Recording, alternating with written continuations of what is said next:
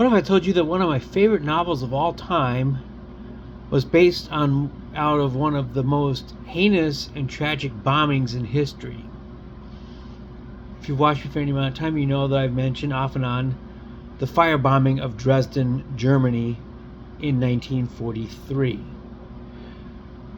There is a difference between a firebombing and a regular bombing. A regular bombing has explosives. Firebombs actually intentionally set fires.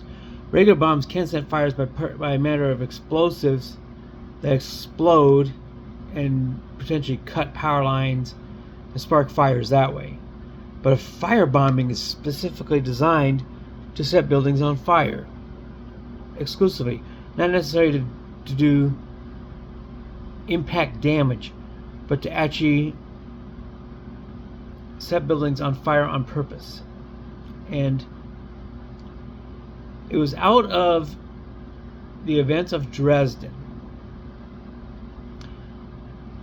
that a book by the great author Kurt Vonnegut was written. That was 1969's Slaughterhouse 5.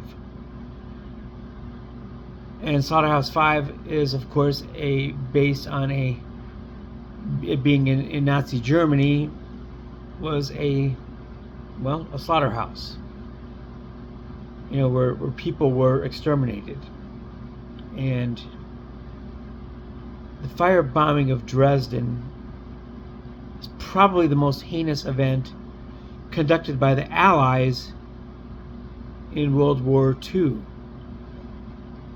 As far as the Nazis are concerned, their extermination of Jews through the Soviet Union is probably my most heinous war crime that they committed. But for the Allies, it was the firebombing of Dresden. Dresden is a city that is in modern-day southeastern Germany, and it is a classical architectural city, and it was not a city of particularly strategic importance in Nazi Germany. It was Dresden was a regional city. It was not like a big manufacturing city. It wasn't a big military base, the things that would normally have strategic importance. But Slaughterhouse 5 follows the travels of a private and a soldier that was stationed there named Billy Pilgrim. And Billy Pilgrim also later became the name of a country band in the 90s. And so Billy Pilgrim is this soldier who also has a hallucination, and for all we know may have been transported to it's also partially sci-fi novel. And so Billy Pilgrim is basically transported to a planet called Trafalmador, and he is taken by those native aliens to the planet as basically a zoo exhibit, and a adult film star is actually there with him by the name of Montana Wildhack, and they go on to have an affair on the planet. And after he's done there and gets teleported back, he goes back to his wife, who was basically your average wartime woman in the United States. It's a bit strange, but the stories of the firebombing are very, very vivid. And Billy survives these events, and Slaughterhouse 5 by Kurt Vonnegut goes on to become a bestseller book, one of the best of this particular era. Vonnegut is probably one of the best authors of this period, right along with Ray Bradbury. And Dresden later on became a part of East Germany, or the German Democratic Republic, as they called it, a Soviet satellite state that was given to the Russians by Franklin Delano Roosevelt. And he ceded control of what then became the Soviet zone of control which then became East Germany. Dresden had a different reputation in this period.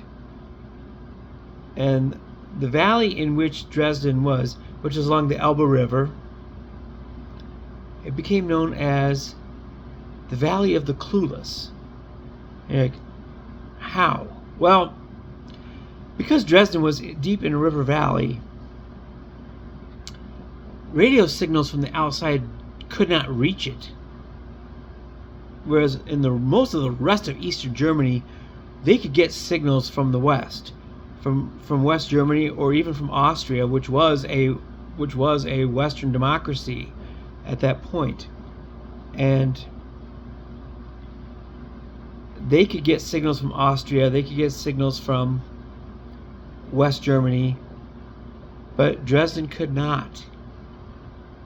And so people there were never educated on what was going on in the outside world. Even in East Berlin, of course, they're sitting next to West Berlin, which was a Allied-controlled half of a city well inside of East German territory. Of course, East Germany would later fall in 1991, and actually the Berlin Wall fell in 1989. But the people in Dresden did not know of these events until weeks after they actually happened. And so this is the weird story of the city of Dresden, the setting for Kurt Vonnegut's masterpiece book, Slaughterhouse 5. A book I did a full report on in high school in my senior year in 1989. So there you have it, guys. And the East German city that was heinously firebombed by the Western Allies, mind you. It wasn't bombed by the Soviets, it was bombed by us. It is still not really known to this date what message was being sent with this firebombing, but nonetheless, it happened, and these events became part of a classic all-time novel, Kurt Vonnegut's Slaughterhouse 5. Again, in 1969, became a bestseller book, and one of the first classic books in the science fiction novel genre. So anyway, hopefully you enjoyed your Tuesday. I had a good one here, and you folks have a good Wednesday. We're getting ready for Hump Day tomorrow. Peace out, homies.